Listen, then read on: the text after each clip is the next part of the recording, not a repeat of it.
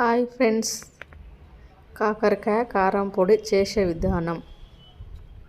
సరే ఐటెం చూపిస్తా. కాకరకాయలు కడిగి పెట్టుకోవాలి. ధనియాలు,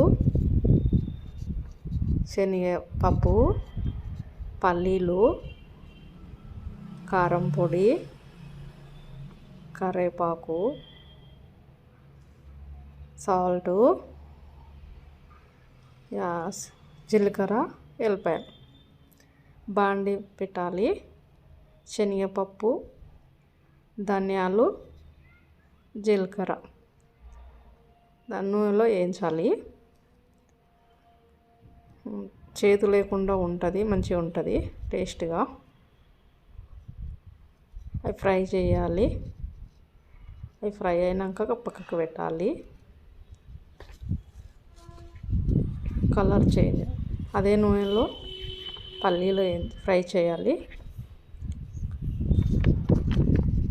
పల్లీలు ఫ్రై అయినాక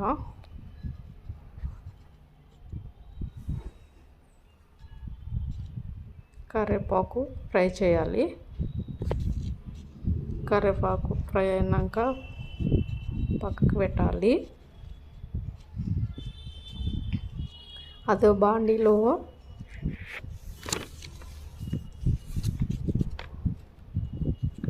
కాకరకాయలు వేయించాలి. నేను 1/2 kg తీసుకున్నా. అవి కలర్ చేంజ్ కావాలి.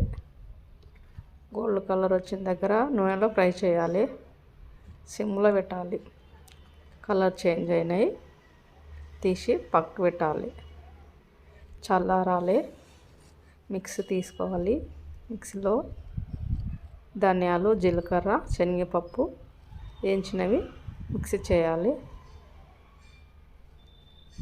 కొంచెం సాల్ట్, 2 స్పూన్ కారం పొడి. మాది కారం ఎక్కువ ఉంది కాబట్టి నేను తక్కువ వేసిన. ఎల్లిపాయలు మిక్సీ చేసి